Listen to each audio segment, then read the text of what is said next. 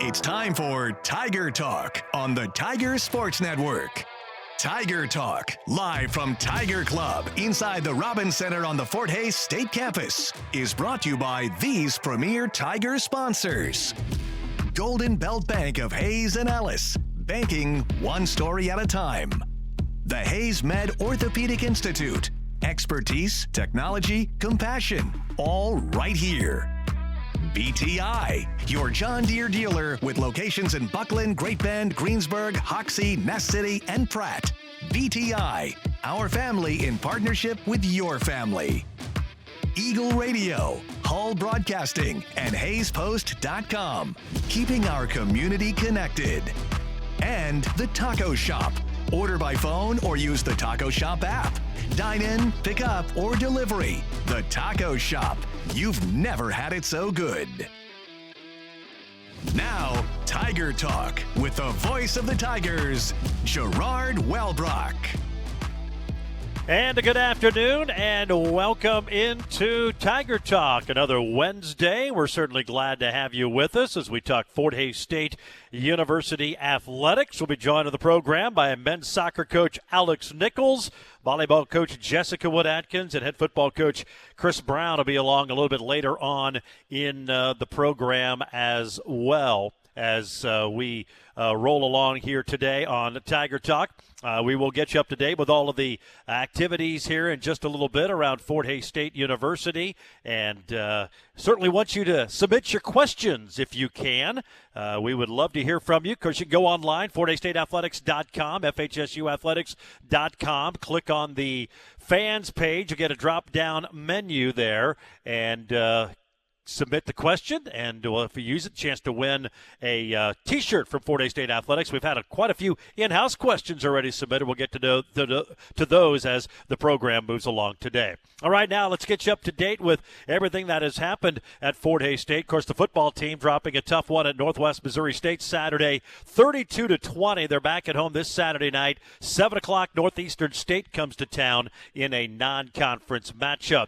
Volleyball goes 3-0 at their own Tiger Classic. Beat UC Colorado Springs, Truman, and Northwestern Oklahoma State. They're now 5-1. They'll be at the SBU Invitational Friday and Saturday. And again, we'll talk more with Coach Jessica Wood-Atkins. Cross country hosted their own FHSU Tiger Open at the Rolling Ridge Cross Country Course. That was this past Friday morning. Both the men and women win the team titles. J.C. Vath finishing first. Emma Weiner was second for the women. Taylor Hoskinson third. They had 8 in the top 10. The men led by Jarrett Fitzemeyer. He finished in second place. Men's soccer beat Maryville last Thursday 5-0 in Kansas City. They're 3-0. On to Wichita Falls, Texas. Number 19, Midwestern State tomorrow. Then Eastern New Mexico Saturday. They're up to number 14 in this week's national poll. And again, we'll talk with Alex Nichols here in just a little bit. The Tiger women played Augustana to a scoreless draw Friday up in South Dakota. Then beat Southwest Minnesota State 3-1 on Sunday. They're now 1-2. They're at Southwestern Oklahoma State tomorrow, and then Northwestern Oklahoma State on Saturday. And men's golf at the NSU Classic in Muskogee, Oklahoma. All 3 rounds were under 300. They finish in 5th place. They were led by Cooper Sheck. He tied for 10th at 3 under. Jackson Rader tied for 19th. He was 2 over. They'll be at the Missouri Southern Fall Invite. That'll be next Monday and Tuesday. And the women's team was off this week. They'll be at the MIAA Fall Preview. That'll be up in Kearney on Monday and Tuesday. So that gets you up to date with everything Fort Hays State athletics-wise since we talked to you last week. As we mentioned, Fort Hays State men's soccer off to a good start. And we'll talk with Coach Alex Nichols here in just a moment. Kansas Department of Transportation and the Drive to Zero Coalition invite you to join fans with a plan. If you're going to be drinking, always designate a sober driver. Back with more Tiger Talk after this break on the Tiger Sports Network, built by PwC. He bobbles into the 10-5, touchdown. Into the edge, and Hayes High's going to win this football game. Johnny Rigler is on the spot. Then fire up the 3, and make it home as it swirls. Launches a 3, bang, nothing but net. It's dropped in left field, and we are tied as 5 touchdowns. He didn't get down. Hayes High wins in overtime.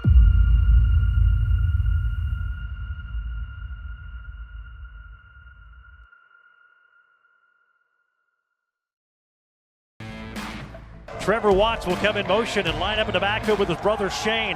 Back to pass Dawson, now flush to his right. He's got some running room, throws it late downfield. Jabari Lewis has it at the 20 to the 15 and knocked out of bounds at the Bearcat 10-yard line. Yeah, some of the action from Saturday up in Maryville, Fort-Hays State, Northwest Missouri State. We'll talk some football with head coach Chris Brown here in just a little bit. But right now we're going to talk some men's soccer. Head coach Alex Nichols with us. Fort-Hays State, just the one match last week. They were in Kansas City, Children's Mercy Victory Field. It's been a pretty nice place for them so far. They beat Maryville, who is a preseason nationally ranked a team. 5-0 was that final last Thursday evening.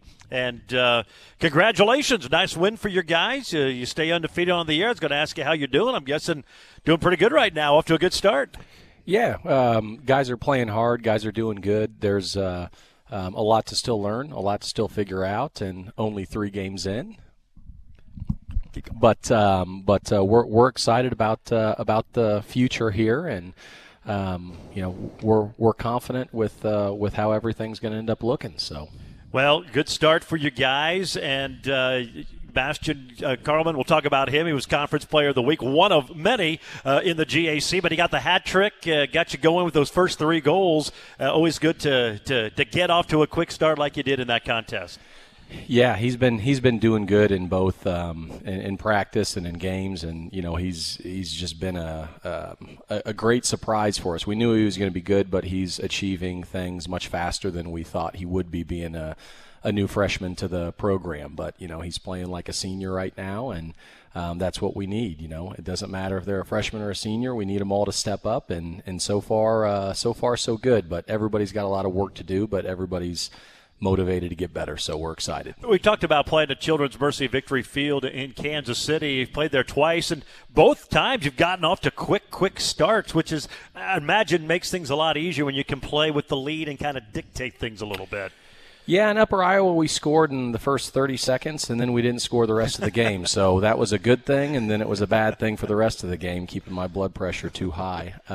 So I wish we could have put that one away, but, hats off to Upper Iowa. And as far as Maryville, the team played sound defense, and we had guys step up and make plays, but we're going to have a lot of guys step up and make plays against these upcoming opponents because they're both very good. So we'll learn a lot about ourselves. We mentioned you sweep the Great American Conference Player of the Week honors. Bastian was the offensive player, Bryce Dickerson defensive, and Jorge Valentin a repeat winner as goalkeeper. Just talk about those 3 and their play. Obviously they played well to get those honors from the GAC this week. Yeah, if you score a hat trick against a good team, you're going to get Player of the Week. Pretty easy. But his teammates did really good around him to put him in those opportunities, and Anders did a great job of collecting 2 goals as well and finishing out the game for us. But a lot of guys you look at film and you see how many players are responsible for each goal. And so, all these guys are starting to work together and starting to learn each other. Again, we have a ways to go, but they're doing good. And Bryce Dickerson was happy to see him get a Defensive Player of the Week award because he's kind of in a position where you may not get a ton of stats every single week. You'll get some, but maybe not every single week. But, the work he's bringing along with Harrison at the 6, and, there's a lot of people coming in off the bench as well. So if you play 5 minutes, you're impactful, and that's an important 5 minutes. And even if you don't play at all, you're impactful. And all of our guys are playing a part, and all of our guys are taking care of business in some way. But we've still got to get a lot better. We've got a long way to go. And being good in the goals, obviously, always so very important. And you've been pretty good there so far this year. Yeah, I never give my goalies credit, probably because I was one. So I just tell them I've got harder on them? I've got a bad habit of telling them what they don't do good enough and not what they do a really good job of. So maybe I'll get dialed in and figure that out one of these days. Well, off to a good start, and you kind of alluded to it. I know I asked you this last time you were on. You have so many new players. You're a new coach into the system, trying to implement all of that. It feels like, and you kind of touched on it, they're figuring it out. They're starting to come together. It's still a work in progress. I'm sure it will be almost all season long, but it seems like, considering all of that, they've handled it about as well as you could ask anyone to. I think so, and they're a good group of guys. They're doing a good job off the field as well. Having good camaraderie and good team chemistry. So they're a good group of guys and working real hard. And normally when you've got a group of good people and hard workers, and naturally we have to have talent. But they're coming together really nicely. I think everybody's motivated, knows that this weekend's test is going to be really big, and one game at a time. But even after these two great opponents coming up, we have the top-ranked team in our conference to start off the conference opener. So it's 3 good opponents coming up, and then it doesn't get easier. So we've got to keep our focus. Move up to number 14 of the national polls. I know I asked most coaches about national polls, and they really don't care because it doesn't mean anything. But It is nice to get that recognition for your team here early on. Yeah, I think so. I think it's. I mean, I don't think our guys care too terribly much, but I think it's always a means of you're appreciative for any type of recognition. You're thankful for any type of recognition and the people who give you that. And so we're proud of that. But I think all the guys realize that we all have so much to work on individually and as a team, to where it's hard to focus on any rankings when we've got so much in front of us and so much to work on. But it's still a cool thing that we're appreciative for. But we got a long way to go. All right, you kind of alluded to it. Some big matches coming up, and you're going to be getting on the bus here in just a little bit. Heading down to Wichita Falls, Texas. Big national showdown, number 19 Midwestern State. That'll be tomorrow at 7. Saturday at noon, Eastern New Mexico, and we'll talk more later, and then follow that up with Southern Nazarene, perennial power, as well as you begin conference play. But talk about tomorrow night, Midwestern State. They've been, perennially always ranked, a consistent, solid program. What can we expect in this one tomorrow night between you and Midwestern? Yeah, it's going to be intense. I mean, I think that program's lost one game in the last 2 years, and they're ranked 19 right now. But I think that's just because they had a couple draws. But if you watch film on them, even if you're the best team, you sometimes in this sport, the worst part about the sport to me is that you can tie. But I can't change that. They don't give me that vote. But they've tied some games where you can tell that they have had a lot of success.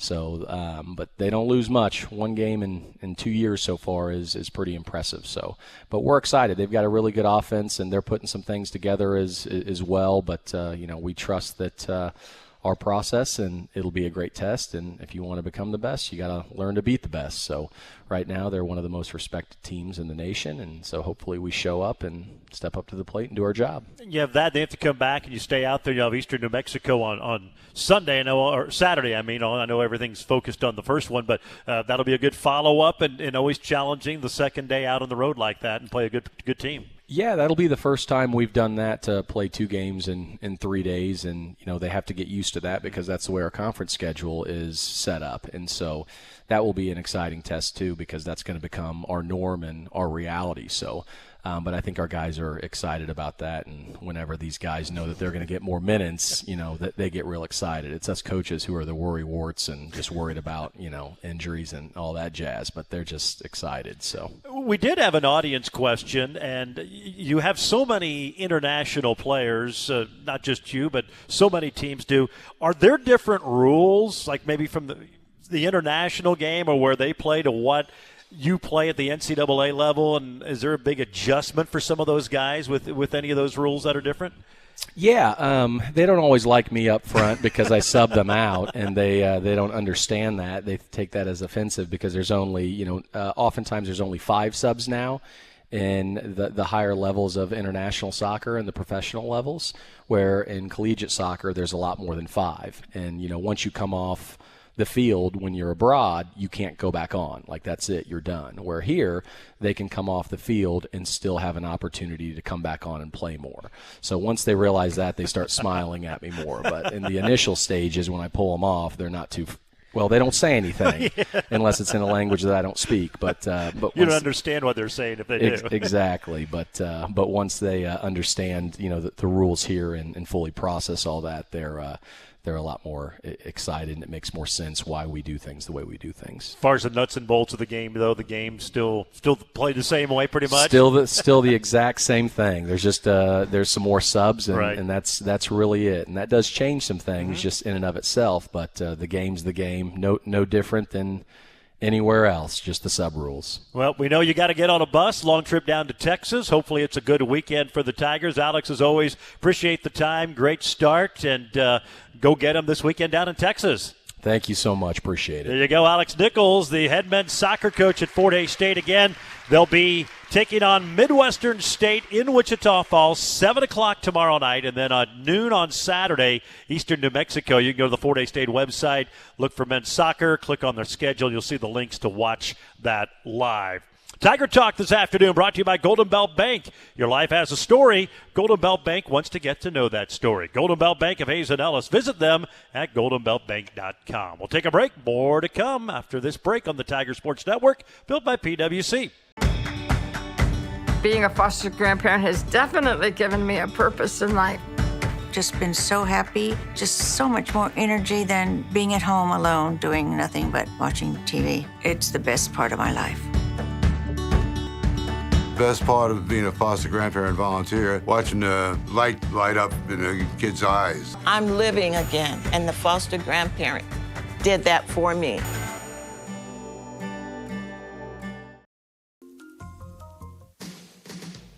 Second and goal from the 5, opening drive, 11:49 to go, no score. Trevor Watts in motion. They hand it off to Shane on a draw. He's near the goal line. He gets stood up, stays on his feet, lunges in, touchdown! Fort Hays State, second week in a row, the Tigers score on their opening drive, and they have a 6-0 lead with 11:40 to go in the first. Yeah, more of the action from Saturday in Maryville. We'll talk with head coach Chris Brown here in just a little bit, but right now we are going to talk some volleyball. Jessica Wood-Atkins with us. Tigers having a good weekend at their own Tiger Classic at Gross Memorial Coliseum. Coach, good to have you back. I know you were a little under weather last week. We didn't get a chance to talk to you, but we didn't know if you were going to come back because you went 3-0 and played well and got 3 nice wins. But congratulations. One, it had to feel great to be back at the Coliseum and playing, and 2, had to feel even better to win all 3 matches. It did. I think it was pretty special for the team, actually. So, yeah, to be in the Coliseum is always special. I mean, it's a beautiful venue, and it's one of the top recruiting points for our program, and so the girls were really excited to be there. We did play in the heat, which people were laughing at, and the girls were like, hey, we do this every day. Like, this is no different for us. But, that's always a nice home court advantage because the other teams are not prepared for that. So, it was a good weekend. Beat UC Colorado Springs 3-0, Truman 3-1, and then had a dogfight with Northwestern Oklahoma State. Won that one 3-2. In fact, we'll just start there. We had one of the audience questions for today was in that Northwestern Oklahoma State match. Looked like a different teams in sets 3 and 4 than 1, 2, and 5. What happened? Well, their words, not mine, but yeah. I mean, pick one. I think one of them was they changed some strategy on us, and it took us a while to adapt. And so, that's something that you work on early on in the season. And, it's never quite fast enough for me as the coach, but I think like that kind of showed to the girls. We were also definitely experiencing some fatigue. So, that match lasted till after 10 o'clock. Yeah. And we could see it when they had started warming up at 5:30. And we're still playing at 9:30. That we definitely had some honey sticks on the bench. We had some opportunities to get some sugar in their system, and that really helped a lot. But it was a little bit of strategy, and then we shifted up the lineup, and some of the girls just weren't ready for that. And so some learning curves there for our young ones. But when we went to the 5th set, we adjusted as well. And quite honestly, we put our top servers up right away because we knew that they were struggling on serve receive. And so we just attacked them on that front, and it worked. It seems like, too, you get to that 5th set, jumping out early is huge. I mean, you only played a 15. Obviously, it's a shorter set, and if you can get that early advantage, seems like all the difference in the world. Oh, absolutely. It's a short game, so there's not a lot of time to make up any lost ground. And so, yeah, it's absolutely critical. 3 named to the All-Tournament team. Gracie Rains, the MVP. Grace Schmedding was named All-Tournament, and Gaia Stuckey also named All-Tournament. Talk about, obviously they played well to be named to the All-Tournament team, but just talk about their weekend a little bit. Well, they did. Well, the All-Tournament team is voted on by the opposing coaches, and so those were the ones that the other coaches thought played really, really well. Gracie Rains was practically unstoppable this weekend. I mean, you gave her a ball and she buried it. Their only chance at defending her was at the net. And she was just in a really, really good rhythm as an outside hitter. And so was Grace Schmedding. And we get the two of them confused. Their names are so similar that we're just yelling, go G squared. But the two of them did really nice. And a lot of that has to do a little bit strategy-wise. You know, we're running a 5-1 with Kaya Stuckey. We also have another setter who comes in and does an incredible job, our transfer Avery Galt. And so we're really stacked offensively between that setting duo and those outside hitters. But I think one of the things that helped the most, which you're not going to see or get noticed, is we had Claire Olson back in kind of full force against UCCS, which we didn't have her the week before. She's been battling a pretty nagging injury, so she can only play part-time. And having her on the opposite side of the net, you have to pay attention. You cannot leave her by herself. And that opens up opportunities all across the board. And so I think that Kaya did a really great job of moving the ball around, creating some different offensive schemes, and it worked out well. Is that going to be just a situation you have to manage the rest of the year with her, or they get a chance to get better? Or? It's going to be something we have to manage. Okay. Yep. And so we've got, 2 rookies coming in right after her, and unfortunately, the number 2, who normally follows right after her, sprained her ankle last week. It was pretty nasty. And so our number 1 and our number 2 are shaky. But number 3 came in and did a great job. I mean, Avery Eshelman is a freshman. She is accidentally awesome. Like, that girl has no clue what she's doing half the time, but she is 6'2" and jumps out of the gym, and she's got shots, and she just gets up and goes. She doesn't even understand sometimes what she's doing, but she scores. And she did an amazing job. And so really glad that we have some strong depth there.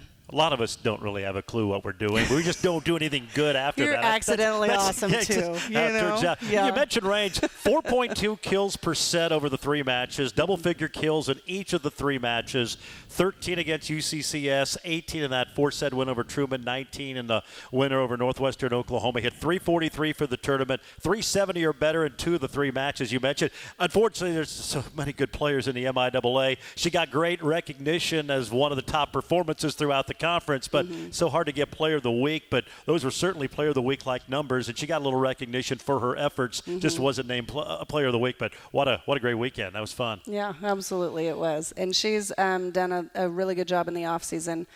She's always performed that way with her stats. The key is that she had to learn how to manage her errors. And so creating different shots, different opportunities when the ball wasn't exactly where it needed to be. And part of that is her, and part of that is our defense. Our defense is doing a much better job of putting that ball in system, and then when it is a broken play, they've been working very, very hard on creating a little bit better ball for those pin hitters to put across the net. We'll talk about this weekend heading down to Missouri, but we did have another in-house question. One, I maybe kind of touched on it, player in the walking boot. And then 2, whatever happened to topspin serves, jumping or otherwise, in the women's game? Player in the boot, Ella Goodwin, little freshman. She was the backup to Claire Olson. Okay. And we were scrimmaging last week, and she came down on another player's foot, high ankle sprain. And so she will be back, hopefully, in about 2 weeks. She got released from the boot this morning. Good. And so she's still been able to work out, but she's not able to obviously play right now, probably not for another 2 weeks. As far as the topspin jump serve, it can be very effective if it comes with a lot of heat. If there's a lot of power behind it. As a coach, you like to I want a speed gun, and see how fast that thing is coming. But if it's not coming super fast, it's no different than defending an attack. And if you line up straight on with it, you can cushion that in and make it straight. And so unless it is coming with such incredible force that you cannot get behind it, that's really the only time it's super effective. Whereas the float serve, I can equate it to a knuckleball in baseball. It floats, it moves, and it'll look like it's coming right at you, and then it'll just move. and those are much more effective as far as scoring points and getting people out of system. All right, well, we appreciate the audience questions. Some good stuff for Coach Jessica Wood-Atkins. Tigers off to a 5-1 start, and now heading down to Bolivar, Missouri, Friday and Saturday, SBU Invitational. You get to face Truman again. That'll be fun. That'll be Friday morning at 9:30. Ouachita Baptist. That'll be Friday afternoon, 4:15, and then you wrap it up with the host Bearcats, former MIAA foe, at 11:45 Saturday morning. Always interesting. You saw that with UCCS, played them out there, come right back, play them at home. Mm-hmm. Now you get to do that with Truman. It'll be interesting to see the strategizing and everything and the adjustments the the teams make. Yeah, absolutely. I mean, and I think we're pretty well matched. Mm-hmm. Their offense is definitely heavy on the outside hitters, which this weekend so was ours. I think that we have a little more opportunities with our middles and our right sides that we intend to utilize. But yeah, I think it'll be an interesting weekend. Yeah, we'll both come in prepared, so it should be a battle first thing. You know much about Ouachita and SBU at all, or? Ouachita, I mean, we've scouted. We haven't seen much in person. SBU, we played last fall, right, and we played very well. And they're very similar to Truman, and so I think preparing for these opponents, we can look at them very similarly. They're not super different, and so that helps us when it comes to our preparation. All right, sounds good. Should be a lot of fun. Truman, Ouachita, and Southwest Baptist this weekend. Again, you can go to the Fort Hays State Athletics website, pull up the volleyball schedule. There'll be links to watch it on the GLVC Sports Network. That's the new conference that Southwest Baptist is in. Coach, as always, we appreciate your time. Great job this weekend at home, and go get them down in Bolivar this weekend. Thank you. Appreciate it. There you go. Jessica Wood-Atkins, Fort Hays State volleyball coach. Again, 3 matches at the SBU Invitational beginning Friday morning. Tiger Talk brought to you by BTI. They're your John Deere dealer. Locations in Buckland, Great Bend, Greensburg, Hoxie, Ness City, and Pratt. BTI, our family, in partnership with your family. And you can look your best on Tiger Game Day with official Nike gear from BSN Sports and the Sideline Store. Go to the Fort Hays State Athletics website at FHSUathletics.com. Click on Shop. You'll find hundreds of products and designs, and every item is customizable. Go to FHSUathletics.com, click on Shop, and open up the Tiger Team Store. More Tiger Talk next on the Tiger Sports Network, built by PwC. That was another legend on 99 KZ Country. And yes, before that, we had a brand new artist. Your home for today's stars and the legends. We play real country. I'm Teresa Trapp. Weather, news, sports, it's all here. We're on Facebook, and there is a listen live link at HaysPost.com. Dial us in on your radio at 99.5 FM. KHAZ, real country. 99 KZ Country. Tank Young is in there now at running back. Runke to throw. Tigers get a little bit of pressure. Pump fakes, throws a pick.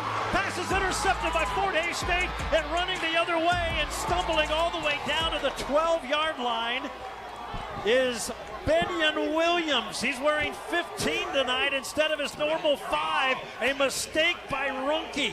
And the Tigers have a turnover. Will have the ball down at the 11.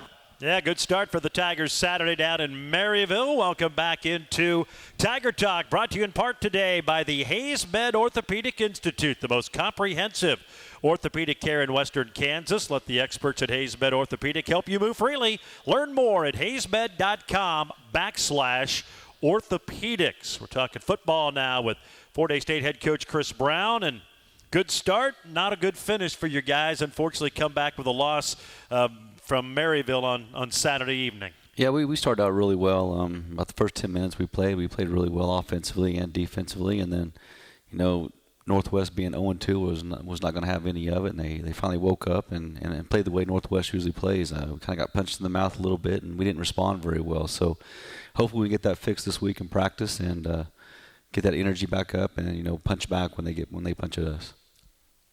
I'll ask you, and obviously if you knew the answer, you'd take care of it, but it's like 2 weeks in a row now. You've gotten off to tremendous starts, and then for whatever reason, it just you kind of hit a wall, things stall, the opponent gets back in, and then it's a ball game after starting out like gangbusters. You just kind of relax. I think we just take a step back and quit playing with our intensity and excitement and energy that we have, and we quit playing aggressive as well, and I think our kids just let up a little bit. And so, I'm going to take the blame on that. It's my job to make sure we keep that energy going, we keep that intensity, and so we're going to do that. Make sure we do that this week in practice, and we did it yesterday.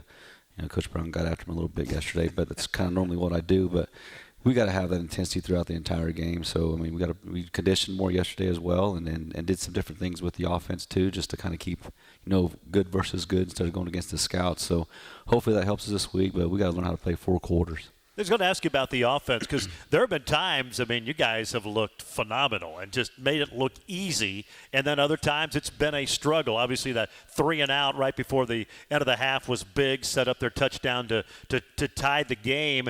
So there's been some really good. There's been some not so good.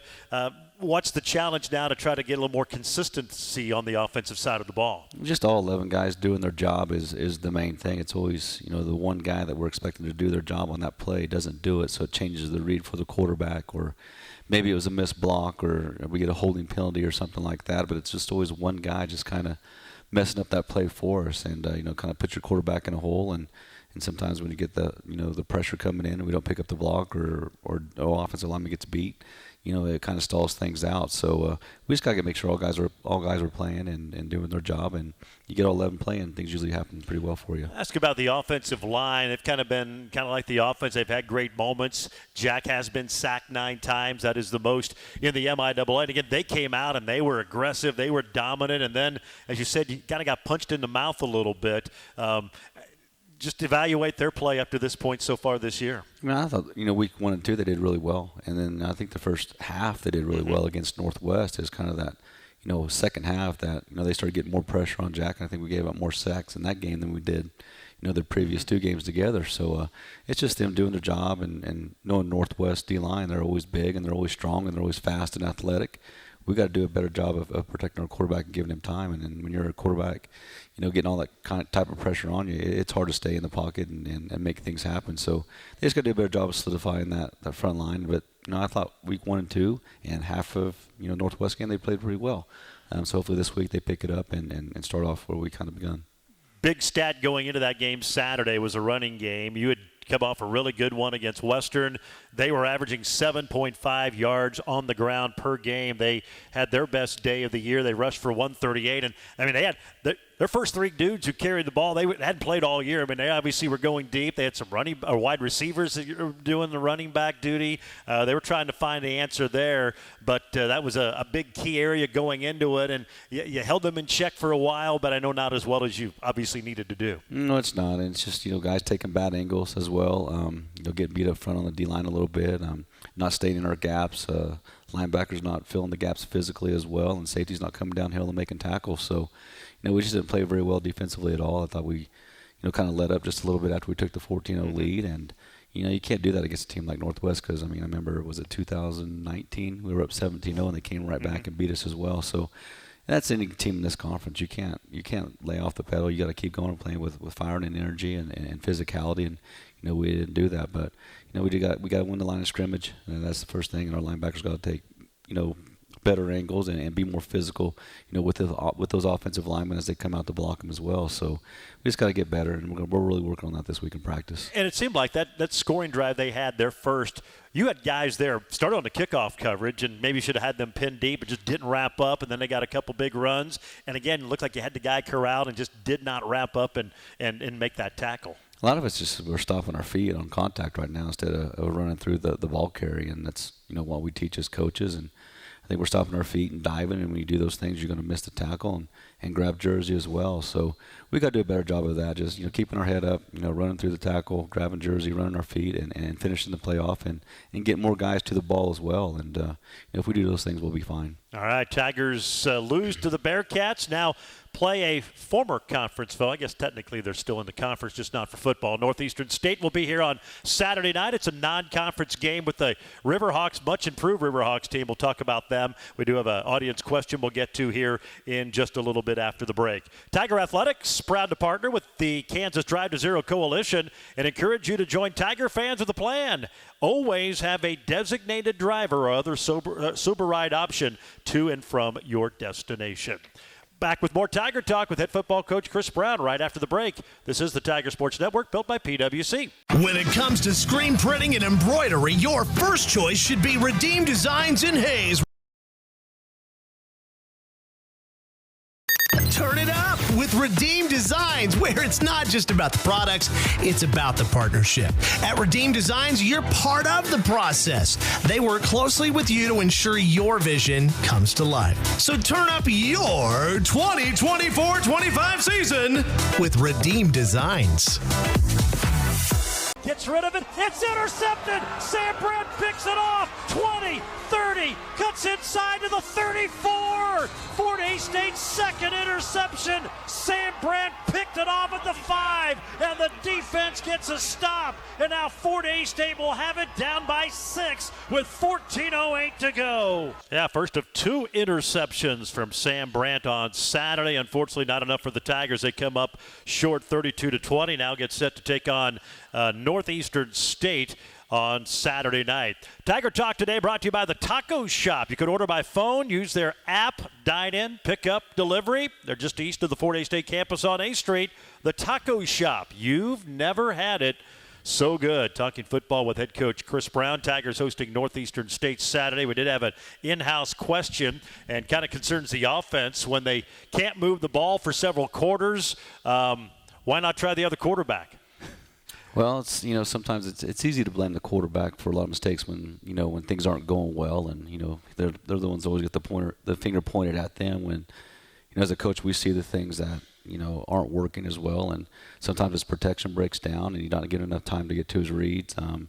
Sometimes you got to scramble and throw on the run, and guys don't do the scramble drill properly, or maybe our guys aren't running their routes properly as well to find the spacing open, for a quarterback as well to find that hole that he's looking for, and it kind of shuts down that hole and he can't throw it. And now he has to scramble and run and doesn't have time. So, I don't blame Jack for any of this. He's played very well. It's just, like I said before, all 11 guys have to do their job, and when they do their job, things really do work well for us. And he just wasn't getting that time in the pocket to throw, and sometimes we didn't run our routes properly to get the spacing that we need to get linebackers out of gaps and things like that so we could hit that hole behind him. So, we're going to still run with Jack because, we feel like he's the guy right now. Well, it's a position. You do well, you get a lot of glory and praise, and when you don't, you get a lot of consternation from the fan base, but it's that way everywhere. That's part of football. All right, Northeastern State, they're 0-2. Darren Cheverini, you may remember that name, played for the Colorado Buffaloes, had an NFL career as a wide receiver, first year as their head coach. They're 0-2, but, boy, you watch them. This is not the same Northeastern State team. They brought in some dudes. They're athletic. They're physical. This is going to be a challenge on Saturday night. It's going to be a huge challenge. They're 0-2 right now, and just like Northwest was last week, they're going to be hungry for a win and trying to find a way to win that ball game. So they're going to give us everything that they possibly can. They've had 2 weeks to prepare for us, because they had a bye week this week. So I'm sure they'll have some things up their sleeve, to throw at us. And, we just got to be able to make sure we're disciplined in our assignments and do our job. With 60 new transfers and a whole new coaching staff and guys that are really athletic, offensively, defensively, not just in the skill positions, but also across the board with their O-line, D-line.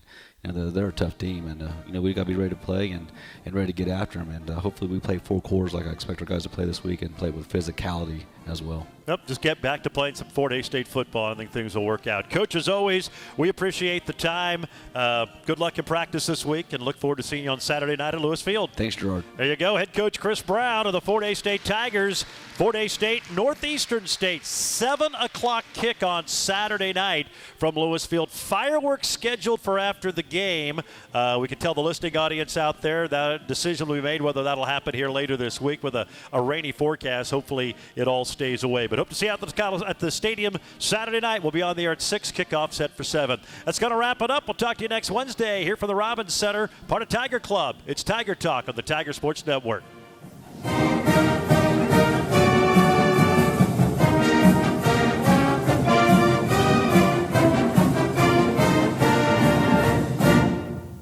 Tiger Talk, live from Tiger Club inside the Robins Center on the Fort Hays State campus.